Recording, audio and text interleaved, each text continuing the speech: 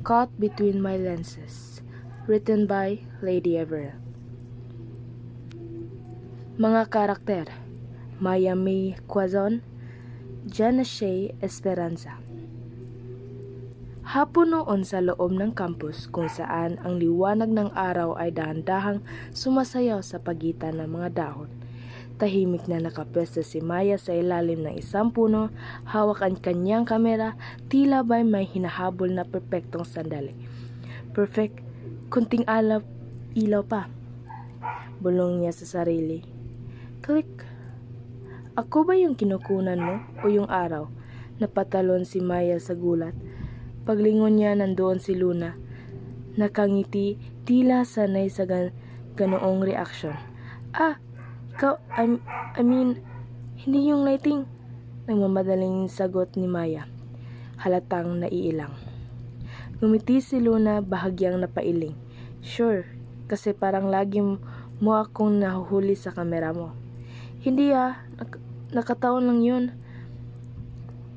Umiwas ng tingin si Maya, pero mas lalong humigpit ang hawak niya sa kamera.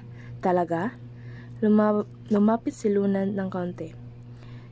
Kahit saan ako pumunta, nandyan ka rin. Sandali ng tahimik si Maya. Photographer lang ako, mahina niyang sabi.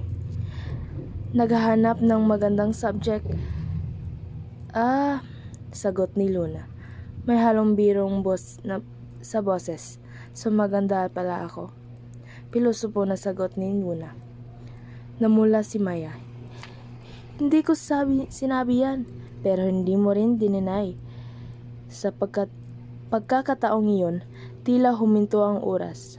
Sa likod ng lente, malinaw ang lahat para kay Maya. Ang anggulo, ang ilaw, ang sandali, pero ngayon, habang kaharap niya si Luna, parang unti-unting nawawala ang focus. Alam mo, marahang sabi ni Maya, mas madali kong kunan kaysa kausapin. Bakit? Tanong ni Luna, mas lumalapit pa. Kasi sa lente, kaya kita i-focus. Pero kapag kaharap kita, parang ang dami nagiging malabo. Sandali nag-iisip si Luna, saka ngumiti ng marahan. Di tulungan kita mag-focus. Paano? Halos napabulong ng tanong ni Maya. Simulan mo sa pagtingin, hindi sa kamera mo, kundi sa akin. Dahan-dahang ibinaba ni Maya ang kanyang kamera. Sa unang pagkakataong wala nang pagitan sa kanilang dalawa. Walang lente, walang frame, walang taguan. Nagtagpo ang kanilang mga mata. Ganito? Tanong ni Maya. Oo, sagot ni Luna, mahina.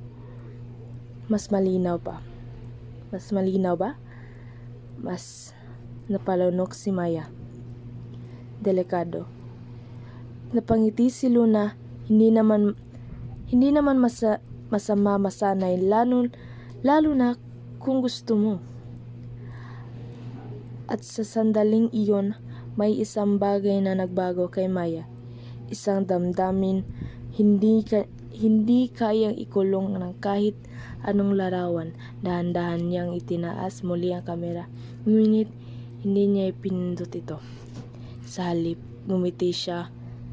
Siguro, sabi niya, hindi lahat kailangan kunan ng litrato.